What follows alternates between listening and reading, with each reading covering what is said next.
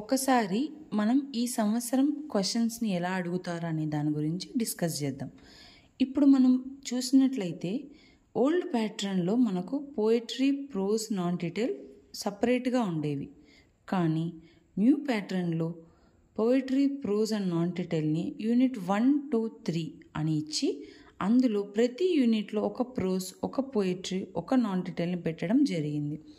Old question పేపర్లో 4 యానిటేషన్స్, 4 questions ఇచ్చి అందులో ఏవైనా 2 రాయమనేవారు. కాబట్టి స్టూడెంట్స్ అప్పుడు కనీసం ఒక 3 లెసన్స్ పర్ఫెక్ట్గా నేర్చుకునేవాళ్ళు. కానీ ఇప్పుడు మనకు 3 యానిటేషన్స్ ఆర్ క్వశ్చన్స్లో ఏవైనా 2 మాత్రమే రాయాల్సిన ఆప్షన్ ఉంది.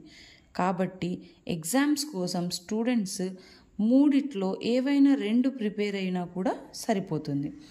యానిటేషన్స్ గురించి మనం మాట్లాడామంటే ఇంతకుముందు కూడా ఉండేది ఏంటి, లెసన్ నేము మరియు రైటర్ నేమ్ కనుక మనం కరెక్ట్గా మెన్షన్ చేసినట్లయితే 2 మార్క్స్ ఇచ్చేవాళ్ళు.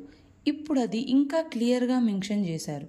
సో స్టూడెంట్స్ ఎవరైనా సరే మార్క్స్ కొంచెం కష్టం, కొంచెం ఇబ్బంది మాకు ఇంగ్లీష్ లాంగ్వేజ్ అనుకునే వాళ్ళు లెసన్ నేమ్స్ అండ్ రైటర్ నేమ్స్ని దయచేసి కరెక్ట్గా ప్రిపేర్ అవ్వండి. మీరు ఎలాంటి ఎర్రర్స్ లేకుండా రాసినచో మీకు ఖచ్చితంగా 2 మార్కులు ఇస్తారు. ఈ విధంగా మనం మొత్తం పోయిటరీ నుంచి 2, ప్రోజ్ నుంచి 2 మొత్తం 4 క్వశ్చన్స్ని అటెంప్ట్ చేస్తాం. 4 యానిటేషన్స్ని రాయాల్సి ఉంటుంది. కాబట్టి ఒక్కొక్క దానికి 2 మార్కుల చొప్పున మనకు 8 మార్కులు వచ్చేదానికి ఛాన్స్ ఉంటుంది.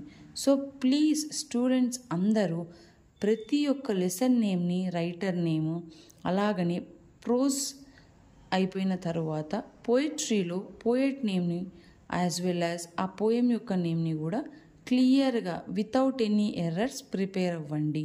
సో దట్ మీకు ఆల్రెడీ 8 మార్క్స్ మీ చేతుల్లో ఉంటాయి.